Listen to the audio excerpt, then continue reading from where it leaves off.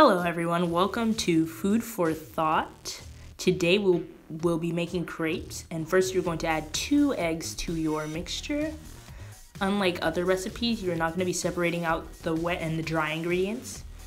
So now you're going to add 2 tablespoons of sugar, and the crepes aren't going to be that sweet, but you do want to add some sugar for just a little bit of flavor. And here we are adding half a teaspoon of salt, 1 teaspoon of vanilla extract as well, because that'll add a lot of flavor to the crepes as well for a nice essence. And now you're gonna add 1 cup of milk.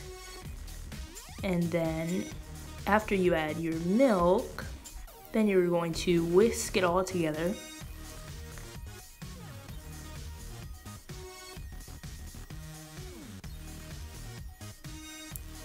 Now we're going to add our dry ingredients, so our flour, 1 3/4 cup of flour. And that's just going to add the texture, so when you cook it, it's going to be a crepe texture. And then you're supposed to add 1 cup of sparkling water. I didn't do that because I didn't buy any, I forgot to, so you can just use a cup of regular water as well, and it still works. And then add 2 teaspoons of oil, and not olive because olive has a very strong flavor and you don't want to use that there. So when you're cooking it, you want to have it on medium-low heat, your pan on medium-low heat. Add butter so that it doesn't stick to your pan. And then you're gonna want a ladle so then you can scoop out your batter and pour that into your pan. And once you do that, it's going to be in kind of a heap, I guess, so you want to kind of smooth it out. And then once it starts cooking and it seems a bit drier, then you want to take a spatula and lift the edges. And then once it's not sticking to the pan, you can flip it over. You may need to rebutter. But then you're going to wait for it to basically finish cooking. And that's basically the process for cooking the crepe. Now adding whatever toppings you like. You can add strawberries, you can add peanut butter, you can add chocolate spread. It's really up to you. I added strawberries because I like it. But we're also making a syrup. So what I did was I cooked the strawberries in a small pot, once again, medium-low heat. And then you're just gonna add a little bit of water because that's gonna help break down the strawberries and blend the sugar that we are going to add in as well.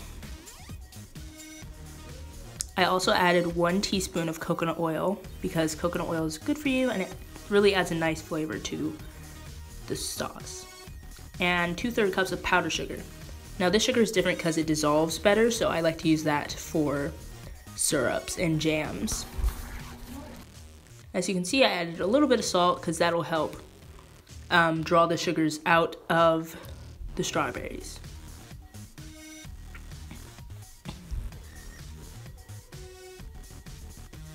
Here I'm adding another 1/3 cup of powdered sugar just for extra thickness. And then you're gonna lower the heat just so that the strawberries will break down a little bit more. And here, as I said before, just adding a little bit of chocolate spread. Once again, it's up to you what toppings you like. For the chocolate one, I like to use bananas as well because I think that's a really nice combination. And slice them into very thin slices so it's easier to chew and it's not very chunky. And there I added fresh strawberries, the sliced up bananas, and the chocolate spread. But for this one, I used the strawberry jam that we made earlier.